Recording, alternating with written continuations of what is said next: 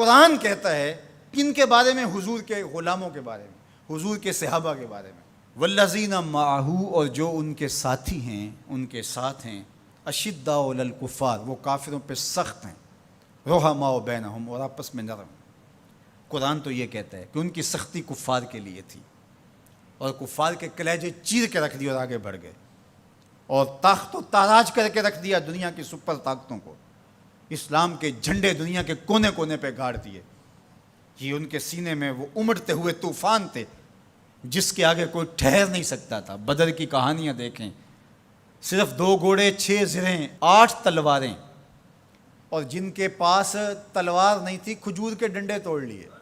یہ اللہ کے مجاہد تھے، چلے تھے جنگ کرنے کو۔ کیا جذبوں کی فراوانی تھی، کیا دل آویز کہانیاں ہیں ان کی عزتوں کی، کیسے کھڑے ہوئے اور کس شان سے کھڑے ہوئے۔ تو قرآن تو یہ بتاتا ہے، سید کی کتب تو یہ بتاتی ہیں، رسول اللہ کے فرمان تو یہ بتاتے ہیں کہ کفار کو انہوں نے چیر کے رکھ دیا اور آگے بڑھے، اور کفار کے لیے سخت تھے لیکن آپس میں نرم تھے۔ اب عبداللہ ابن سبا کے متبعین کی گھڑی ہوئی لولی لنگڑی روایات یہ بتاتی ہیں کہ یہ آپس میں لڑ رہے تھے۔ تو مجھے بتائیں، ہمارے نظریے کے لیے جو دلیل چاہیے وہ قرآن اور حدیث سے لیں گے یا عبداللہ ابن سبا کے متبعین کی گھڑی ہوئی روایات سے لیں گے؟ تو قرآن تو یہ بتاتا ہے رحماء بینہم، یہ آپس میں نرم دل تھے۔ باقی ایک باشعور معاشرے کے اندر اختلاف رائے ہو جانا وہ ایک الگ بات ہے، وہ میرا آپ سے ہو سکتا ہے، آپ کا میرے سے ہو سکتا ہے۔ آپ جتنی دور سے چل کے آئے ہیں، محبتوں کے ساتھ آئے ہیں، ایک محبت لے کر آئے ہیں، لیکن میری کسی بات سے آپ کو اختلاف ہو جائے تو اس کا یہ مطلب تو نہیں کہ میں آپ کو اپنے مخالفین کی فہرست میں شامل کر دوں۔ تو یہ تو کوئی بات نہیں ہے۔ اہل رائے کے درمیان رائے کا اختلاف، باشعور لوگوں کے درمیان کسی چیز کا اختلاف، یہ امر آخر ہے۔ اختلاف آخر اور چیز ہے، مخالفت اور چیز ہے، رائے کا اختلاف اور چیز ہے، حسد بغض کینہ اور چیز ہے۔ تو قرآن نے جو بتایا ہے رحماء بینہم، یہ آپس میں نرم دل تھے، آپس میں بھی ان کی محبت تھی، اور اہل بیت کے ساتھ ان کا جو ربط و رشتہ تھا وہ عقیدت کا تھا، گہرا تھا، مضبوط تھا۔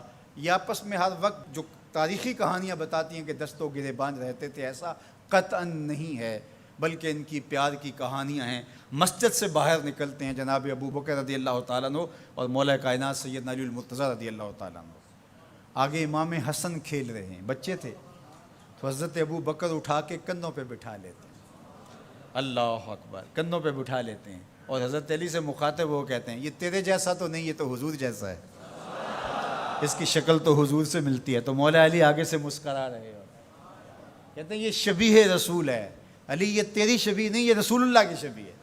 تو یہ محبت کی کہانیاں نہیں تو اور کیا ہیں؟ یہ الفت کا جہاں آباد نہیں ہے تو اور کیا ہے؟ ان کے دلوں کے اندر جو ایک دوسرے کے لیے محبتیں۔ ریاض النظرہ فی مناقب عشرہ مبشرہ میں یہ واقعہ لکھا ہے، حضرت سیدنا علی المرتضیٰ رضی اللہ تعالیٰ عنہ فرماتے ہیں حضرت عمر کا دور خلافت تھا، میں رات کو سویا تو خواب دیکھتا ہوں۔ خواب میں کیا دیکھا کہ مصلی پہ کھڑے ہیں مسجد نبوی میں حضور اور نماز پڑھا رہے ہیں۔ تو کہتے ہیں حضور نے 2 مخصوص صورتیں پڑھی، پھر حضور نے سلام پھیرا، تو سلام جب حضور پھیرتے تھے تو بہت جلد رخ پلٹ کے صحابہ کی طرف کر لیتے تھے۔ حضور جانتے تھے صحابہ میری زیارت کے لیے ترس گئے ہوں گے، چونکہ اتنے لمحے بھی کب گزرتے تھے۔ تو حضرت علی فرماتے میں نے خواب میں دیکھا کہ کوئی خاتون باکورہ لے کے کھجوروں کی شکل میں حضور کی خدمت میں حاضر ہو گئی۔ اب جو جتنے بھی نمازی تھے حضور نے ان کو بانٹنا شروع کر دیا، ایک ایک کھجور حضور نے سب کو عطا کی۔ تو کہتے ہیں کہ حضور نے مجھے بھی ایک کھجور عطا کی، جب میں نے اس کو کھایا تو اتنی لذیذ تھی کہ زندگی میں اتنا مزہ کبھی کھجور کا آیا نہیں تھا۔ حضور نے مجھے ایک دی، باقیوں کو بھی ایک ایک عطا کی۔ میرے دل میں تھا کہ حضور سے عرض کروں حضور مجھے ایک اور عطا کر دے، لیکن ادب حیا مانے رہا، میں آرزو رکھنے کے باوجود دوسری کھجور مانگ نہیں سکا۔ اسی اثناء میں میری آنکھ کھل گئی، آنکھ کھلی تو کھجور کا ذائقہ میرے منہ میں موجود تھا۔ مسجد نبوی میں ادھر اذان ہو رہی ہے، میں نے جلدی سے وضو کیا اور سنتیں پڑھی اور مسجد نبوی میں پہنچا تو حضرت عمر نماز پڑھا رہے تھے، اور جو صورتیں رات خواب میں حضور سے میں نے سنی تھی حضرت عمر بھی وہی تلاوت کر رہے تھے۔ مجھے لگا کہ رات والے خواب کی کوئی تعبیر تو نہیں ہے۔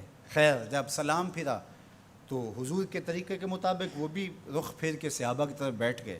میں نے دیکھا ایک طرف سے ایک خاتون کھجوریں لے کر کے بھی آ گئی. اب مجھے پکا ہو گیا کہ خواب کی تعبیر ہی ملے. خیر حضرت عمر بانٹنے لگے تو مجھے بھی کھجور دی. میں نے وہ کھائی تو واقعی وہ بہت لذیذ تھی. حضور سے تو مانگ نہیں سکا تھا, ادب حیا مانے رہا تھا, لیکن جناب عمر سے تو دوستانہ تھا. ان سے میں نے بے تکلف کہہ دیا, عمر ایک کھجور سے کام نہیں چلے گا, مجھے ایک اور دو. تو جناب عمر نے میری جانب مانا خیز نظروں سے دیکھا اور پھر مسکرا کے بولے, حضور نے دی تھی کہ میں بھی دوں. ان کی تو آپس میں دوستیوں کا تعلق تھا, ان کی تو محبتوں کے رشتے تھے, اور ہم ان کو آپس میں کھڑا کیا ہوا ہے. تو قرآن کہتا ہے روحا ماؤ بینہم. آپ کے عقیدے کی بنیاد کیا ہونی چاہیے صحابہ اور اہل بیت کے بارے میں؟ قرآن کس نص سے روحا ماؤ بینہم. روایت کوئی کتنی بھی بڑی کتاب میں کیوں نہ لکھی ہو, اس میں سکم ہو سکتا ہے, راوی جھوٹ بول سکتا ہے, لیکن قرآن کی تو قطعی بات ہے نا. اس لیے قرآن کہتا ہے روحا ماؤ بینہم. یہ تو آپس میں پیار کرنے والے تھے, یہ تو آپس میں محبت کرنے والے تھے, ان کا تو الفتوں کا رشتہ تھا.